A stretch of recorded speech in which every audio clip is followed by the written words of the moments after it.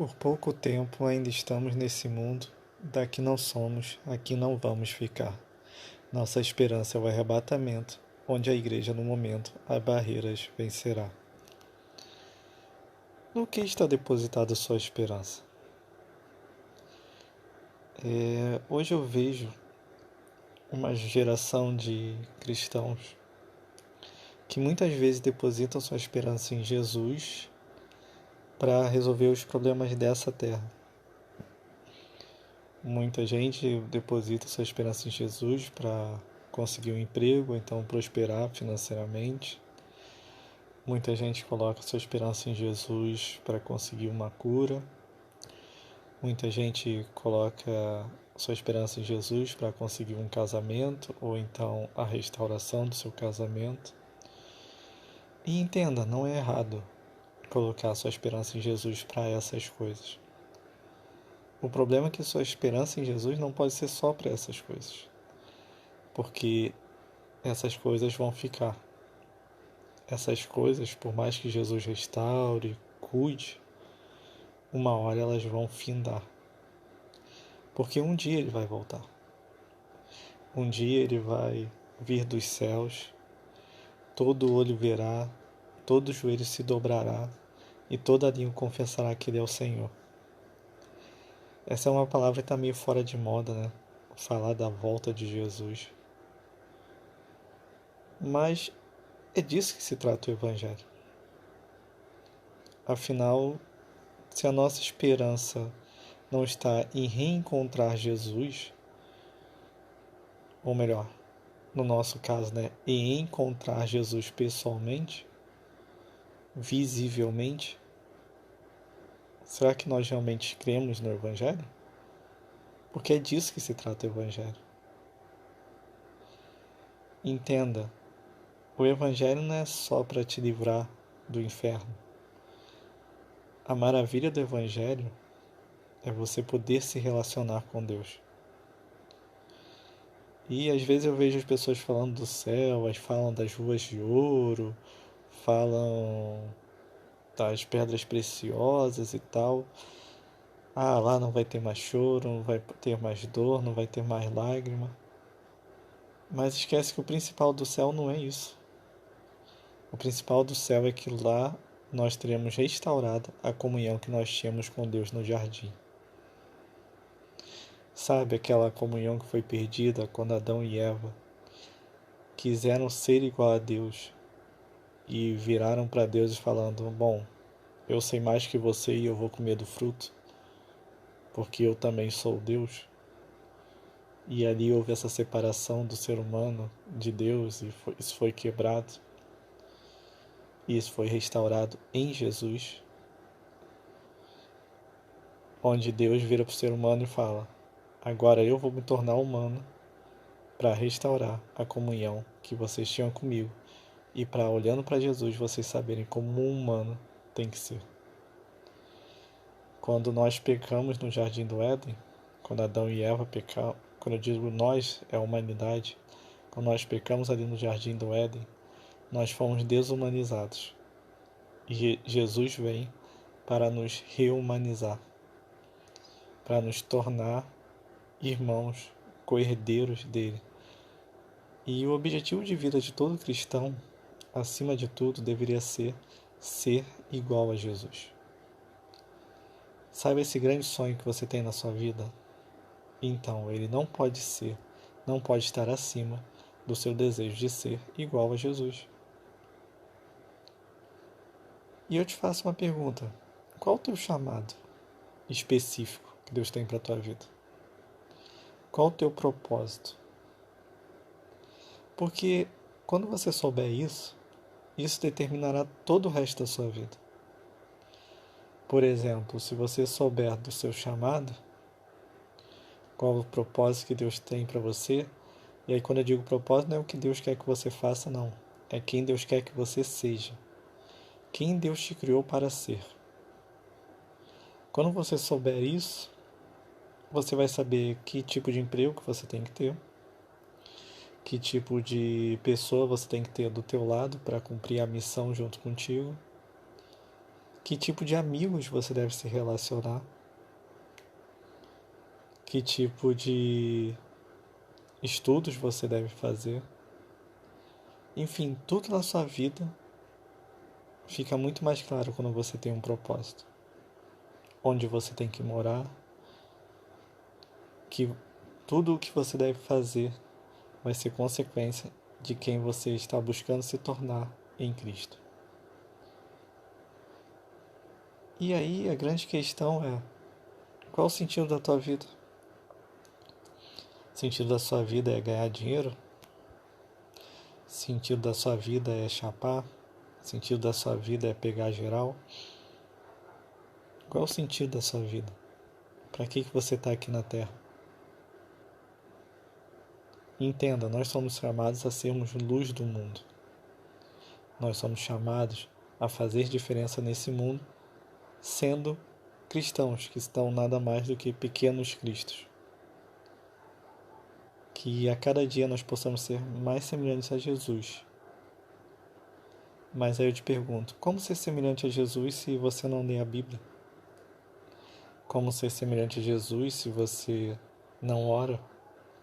Se você não tem comunhão com Ele? Sério, para e pensa. O que você vai fazer no céu se você não se interessa por conhecer Deus aqui na Terra? Nós, como cristãos, deveríamos sentir vergonhas, e eu muitas vezes sinto, quando sou confrontado com Deus isso, e eu vejo que, por exemplo, muitas vezes eu prefiro ver uma série do que ler a Bíblia. Ou então até jogar no celular, ou então conversar com um amigo. Não que essas coisas sejam erradas, não é pecado isso.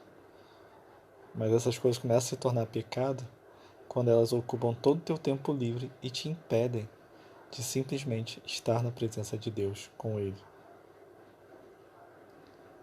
Sério, muita gente, por exemplo, não vai ouvir esse podcast por causa do tempo dele, porque eles não podem reservar esse tempo todo para ouvir uma palavra cristã. Mas quanto tempo as pessoas gastam ouvindo uma série, assistindo uma série? Ou então ouvindo músicas que não vão acrescentar nada na vida delas? A questão é, no que se baseia a sua vida? Você realmente vive querendo conhecer esse Deus com quem você vai viver por toda a eternidade? Você realmente ama a Deus? Você realmente anseia pelo céu? E às vezes a gente não entende porque Deus permite que a gente passe por lutas. A verdade é que, enquanto a gente está na luta, muitas vezes a gente pensa no céu. Afinal, quando a vida aqui na Terra está difícil, a gente lembra que esse mundo jaz no maligno. Então, muitas vezes nós cristãos ansiamos pelo céu, não porque nós queremos Deus, não, mas é porque a gente quer que a dor acabe. Então a gente prefere o céu, né? O mundo está muito ruim, mas o maior perigo para o cristão é quando as coisas estão bem. Sabe, quando o cristão está indo bem financeiramente, sua família está tudo certo, seus relacionamentos estão indo bem, quando ele está numa boa fase, quando ele está no dia bom. Nessas horas é difícil lembrar que esse mundo é um mundo que jaz no maligno. E que aqui na Terra não é o nosso lugar. O nosso lugar é no céu. Que vai ser muito melhor do que tudo que nós vivermos aqui. Então cuidado quando você não estiver num dia bom, para você esquecer do propósito da tua vida. Porque o propósito de todo cristão é ser luz nesse mundo, é ser semelhante a Cristo. A gente adora ler Romanos 8 e dizer que todas as coisas cooperam para o bem daqueles que amam a Deus. Mas lembra-se que isso, lá em Romanos 8, significa que o bem não é a gente se dar bem, não é a gente realizar o que a gente quer. Esse bem que ele está falando ali é nós sermos semelhantes a Jesus. Porque esse é o maior bem que Deus pode nos dar. É por isso que Ele deixa a gente passar por dores, é por isso que Ele deixa a gente passar por sofrimentos, é por isso que Ele deixa a gente passar por grandes decepções, traições, lágrimas, choro, dificuldades, porque Jesus passou por tudo isso. E muitas vezes é nos nossos sofrimentos que nós nos assemelhamos a Ele. Então, muda a visão que você tem a respeito das lutas que você tem tido, dos sofrimentos que você tem passado. Ao invés de simplesmente ir para Deus orando, pedindo para Ele tirar esse sofrimento, e eu não estou dizendo que você não pode orar por isso não, tá? Pode orar pedindo para Deus aliviar esse sofrimento, não tem problema nisso. Deus é Pai e Ele entende sua dor. Mas junto com essa oração, pergunta para Ele: Deus, o que o Senhor quer mudar em mim com esse sofrimento? O que o Senhor quer me moldar? O que você quer me tornar mais igual a Jesus com esse sofrimento? Por que o Senhor permitiu que eu passasse por isso? Porque um bom pai, ele permite que o filho passe por alguns sofrimentos simplesmente porque ama. Ninguém condena um pai que cruelmente impede o seu filho de ficar brincando o dia inteiro para passar o dia inteiro sentado numa cadeira estudando no colégio. Por que o pai faz isso? Porque ele é cruel? Porque ele é mau? Porque ele não ama o filho, não quer estar com o filho? Não. Porque ele acredita no filho e ele sabe que se o filho estudar, ele tem uma probabilidade maior de ter um bom futuro. É por isso que muitas vezes Deus tira do lugar que a gente queria estar. Qualquer criança prefere 1000 vezes estar brincando do que estar num colégio. Mas aí Deus, como é um bom pai, Ele tira a gente do local que a gente queria estar e nos coloca no local que a gente precisa estar.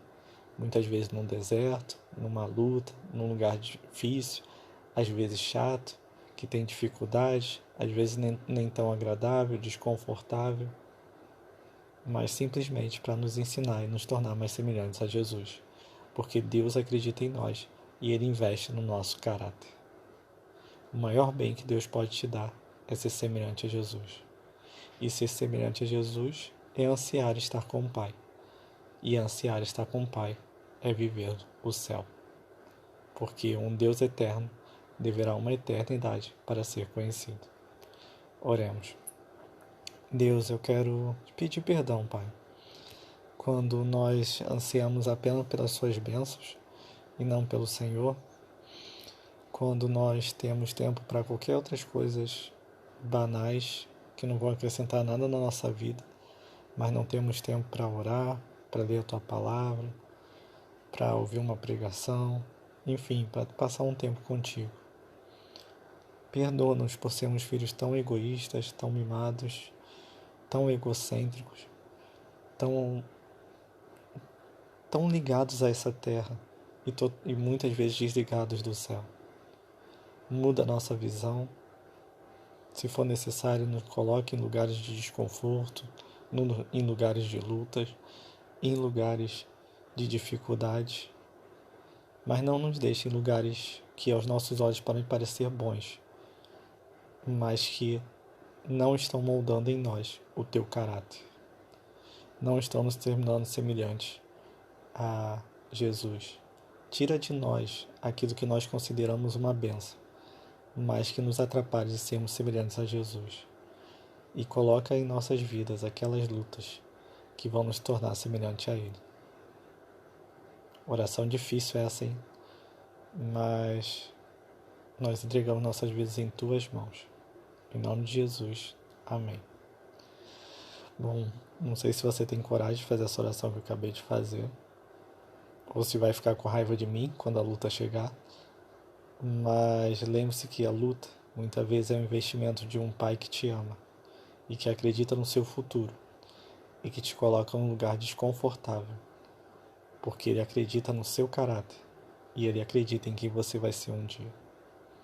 Então, continue firme. Um dia você vai entender porque você passou por tudo que você passou. Que Deus continue te abençoando. Fica na paz.